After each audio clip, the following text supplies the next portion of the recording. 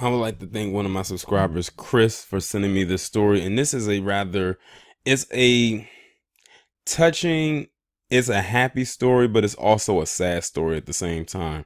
But it's one of, I guess you could say, heroism is in it as well. This man's name is Derrick Nelson, and he was the principal at Westfield High School in New Jersey. And he donated some bone marrow to a student who needed it. He gave some bone marrow to a student who needed it. Unfortunately, right after the operation, soon after, he ended up dying. Like, he died soon after. So I guess you could say, in a way, he died while giving someone else a gift to live. And that, that's like very unfortunate that stuff like that happens. When you're doing those transplants like that, they always run down the risk of, life or death or complications after a procedure happens. And unfortunately, he fell into the category and the risk of death. I'm going to go ahead and read this article coming from My Central Jersey. Westfield High School principal Derrick Nelson is being remembered as a gift to the high school and town community. As a committed educator, he understood that he was a role model at times. Westfield Superintendent of Schools Margaret Dolan said Tuesday during a news conference. He knew he was a role model for students, for the staff, and for his colleagues, and he never forgot that. He was a good man. Dolan said Nelson, a Plainfield resident who died Sunday, had a strong moral compass that was evident as he worked with staff and even when dealing with challenging issues involving students. Since Nelson's death, Dolan has said she has spoken with students, parents, teachers, custodian secretaries, counselors, and nurses, many offering stories about his caring ways, his infectious laugh, or his commitment to his students. She noted the student government is planning a vigil for Nelson. I remember how he was forever taking on new challenges, sometimes working to better understand a new curriculum, sometimes looking for ways to improve a complex high school schedule, but always with a vision of what Westfield High School could be. She extended condolences to Nelson's parents, fiance, and daughter. Dolan said the family is still working on the funeral arrangements. Many of us are struggling with his loss, but we are committed to continuing Derrick's legacy. We will set high standards for ourselves as Derrick set for himself. And as Dr. Nelson has done, we will think a little less of ourselves and much more of the others who are around us. Nelson's family told NJ.com that the 44-year-old educator never regained consciousness after donating marrow to a boy in France in February. His father, Willie Nelson, said his son never spoke again. Wow, that's wild. Nelson's family kept a vigil at Hackensack University Hospital, according to the NJ.com story, but he never came out of his coma. An online story in February from the Westfield High School student newspaper High's Eye indicated Nelson was donating stem cells to save the life of a 14-year-old boy in France. The newspaper story indicated Nelson's blood was a match for the boy. In the story, Nelson indicated that he donated blood in 1996 as part of a college fraternity blood drive and then learned last fall that it could be a match for a child in France. The story indicated Nelson initially planned to donate stem cell through bone marrow, but because he acquired sleep apnea when he served in the military, putting him under general anesthesia was considered too dangerous. Sleep apnea is a sleeping disorder in which people repeatedly stop and start breathing.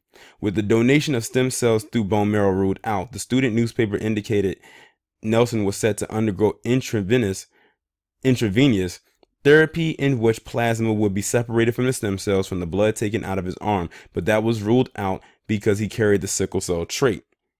The student newspaper story indicated doctors that decided to use a local anesthetic to remove the bone marrow while also watching his breathing. In the student newspaper story, Nelson characterized the procedure as giving him a little bit of pain to help someone else. It's all worth it, Nelson said in the student newspaper. Westfield High seniors Avery Conrad and Adam Holtzman, who both work on the weekly newspaper, said they've been working on Friday's 4-page edition as a tribute to Nelson since learning of his death. We have been completely humbled by the responsibility in commemorating Dr. Nelson, as well as the response we have received from the Westfield High community, as well as everyone who knew Dr. Nelson. It really shows how much of an impact he had. This man meant so much to the community, to the high school, the town, and everyone knew him. Even if you never spoke a word with him, his impact was felt the moment you walked in as a freshman or the moment you left as a senior for alumni who are in college and beyond that. It's really tough right now. We really want to commemorate him and honor his legacy. Holzman said this week's edition may be the most important thing they have done at the high school. Dolan said Nelson loved his time with his family and would come into meetings with stories about the latest barbecue or birthday party. And he had a smile that only came out when he was talking about his loved ones. She said the families of his Omega Psi Phi fraternity were also a part of Nelson's family. You cannot find a more loyal group of men, Dolan said, adding somehow Nelson also managed to serve in the U.S. Army Reserve for more than 20 years, including serving in the Middle East. Dolan said Nelson had an honest respect for everyone and was a great listener who would take in different sides of a story before giving an answer. He was thoughtful. He always had that vision of what he was going to do this year and next year and 4 years from now. That was one of the strengths he had as far as leadership goes. Dolan said counselors had been making themselves available at the high school, which also had a strong team of 3 assistant principals and a director of counseling working together to make sure students receive the education and support they need. Any discussion about a new principal is not expected until the school board's April 30th meeting. He was so well respected, I'm sure we'll find ways to honor him. Nelson was named principal of Westfield High School, a building with more than 1,800 students, in February 2017. He previously served as an acting principal since August 2016 and assistant principal since July 2012. He began his administrative role in the Westfield Public Schools as assistant principal of Roosevelt Intermediate School in 2010. Prior to coming to Westfield, Nelson was assistant principal in 2 public schools in Orange, serving students from kindergarten through middle school. He began his career in education in 2002 as a teacher in Plainfield school system. Nelson earned a doctorate in education and administration from Seton Hall University. He also received a master's degree in education administration from St. Peter's College and a bachelor's degree in mass communication from Delaware State University. Wow, that was a very interesting read. But you know what? I'm glad that they were able to run down all of his accomplishments. I'm glad that they ran down his, family life and how the kind of person that he was. Like, they didn't just stop with, him saying he died. So I'm glad that, they did that so we could get a scope of who this guy was. But it's like, it's very unfortunate. Like, wow, this man ended up in a coma right after he donated some bone marrow.